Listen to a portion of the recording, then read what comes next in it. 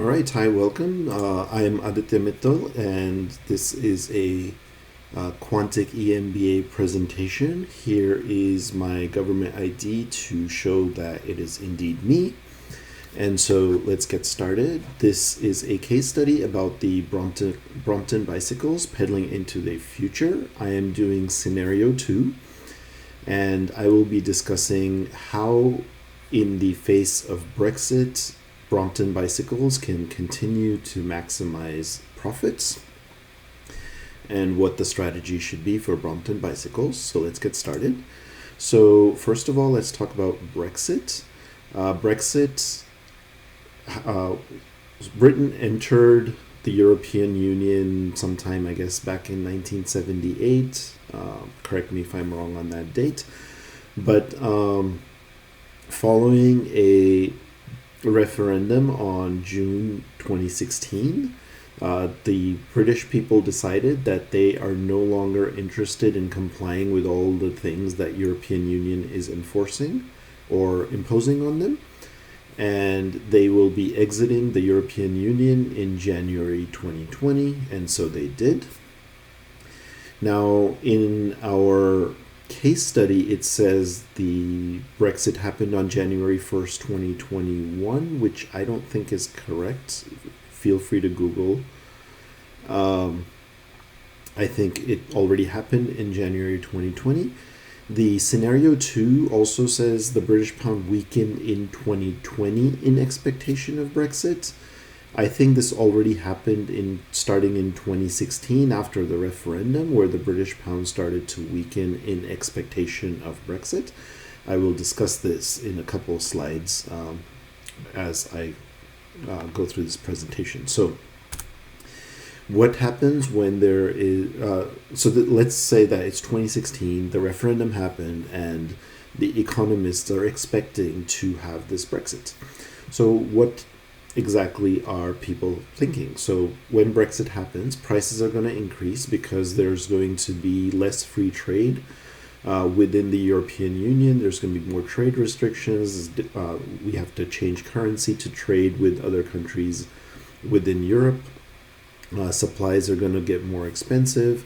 We're moving from an open to a closed economy. The coursework went through this with lots of examples of different types of lands: apple land and orange land and banana land and cherry land and so on, different fruit lands, where markets would become more inefficient when they were closed and would become more efficient when they were able to focus on producing what they were best at and trading with each other to create market efficiencies, improving the purchasing power parity of their consumers.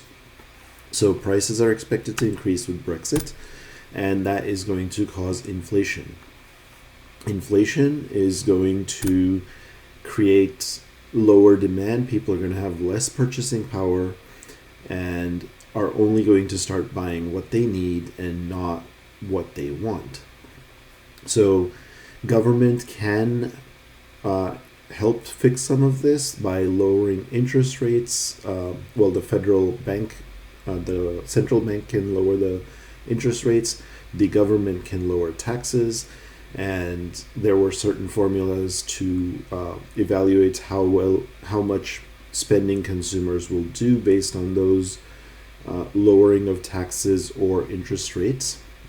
However, for now, we're going to assume that we don't know anything about what the government will do, and so in general, the demand will be lower for things because prices would have increased.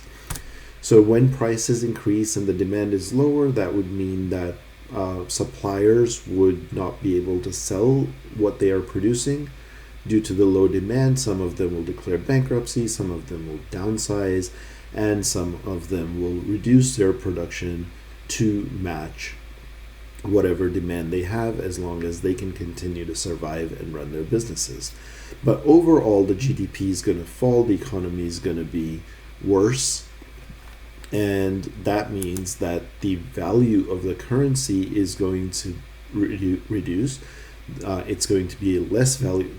The sterling pound is going to be a less valuable currency due to Brexit.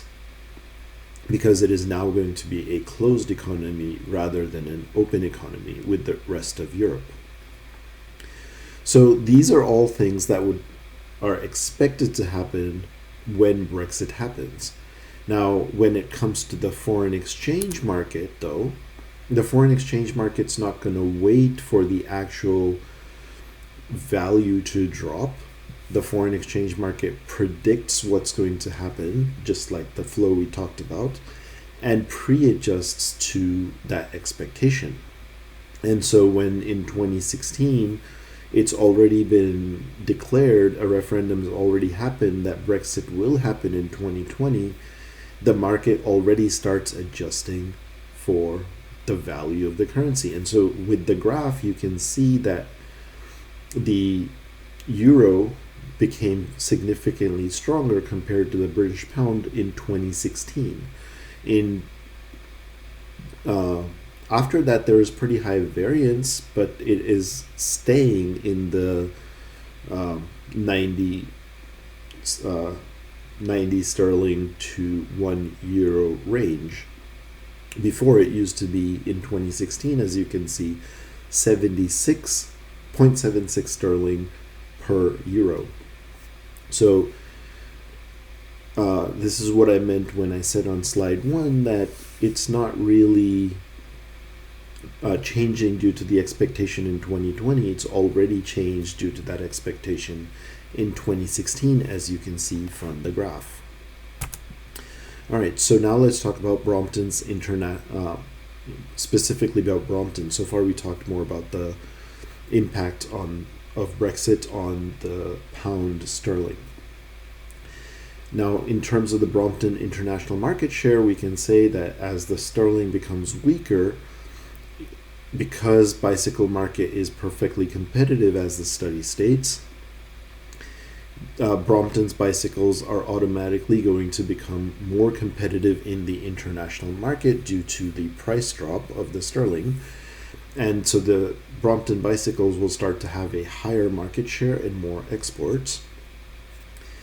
And Brompton can leverage this to its advantage by increasing the international marketing spend. So this would be a recommendation I have, is for Brompton's head of international operations, move some of the marketing spend from local market to international market.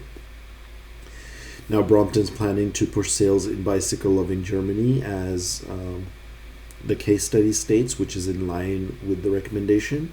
Brompton uses 14 international retail stores in major cities like Tokyo, Paris, New York, and so on.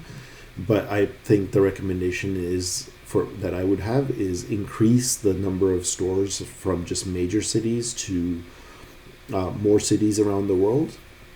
I like how Brompton uses international dealers to promote the product, to demonstrate the product, and then get retail orders online and then ship them from Britain.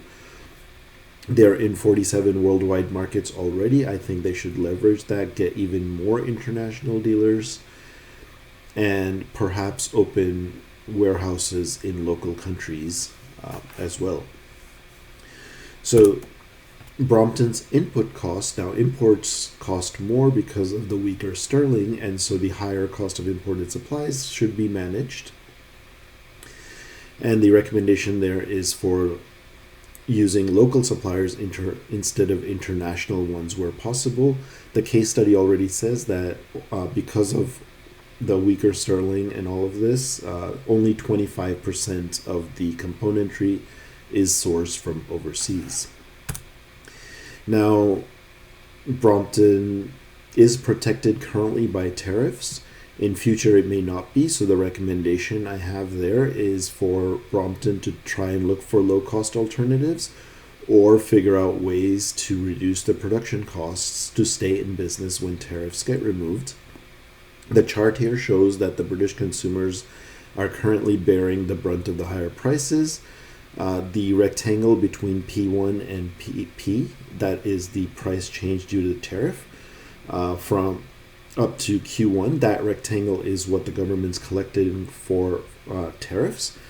And the triangle next to it is the deadweight loss, and it's mostly coming out of the consumer surplus because If there was no tariff, the price would be P, and the larger triangle would be the consumer surplus. It would include the tariff as well as the welfare loss. And the quantity produced without the tariff would be Q instead of Q1. So most of the producer surplus right now is basically the rectangle that's shown up to Q1 and the price. Now, yes, the producer surplus would also increase, but probably it would increase for the Chinese producers as opposed to the British producers. And so that's why I would say the loss is more for the consumers in this case. And the D is, of course, the demand curve. And S and S1 are showing the lines for with and without the tariff. So this is the tariff protection. I'm already a minute over time, so I will bring this to an end. The idea is, the recommendation is to make local, sell global to stay profitable in the long term as the sterling continues to weaken due to the Brexit. Make in Britain and keep the compact bicycle designs and make them unique for global needs, because that's the best way to stay monopolistically or competitively monopolistic in the market, because it is a perfectly competitive market, but the uniqueness of Brompton makes them one of a kind and makes them a monopoly within that competition. So that is the end of it. Here are the resources, the Wikipedia for Brexit, and some Britain economic foundations, and our case study, of course. And thank you for your attention and listening to me. If you would like to connect with me on LinkedIn, that is my LinkedIn, and thank you.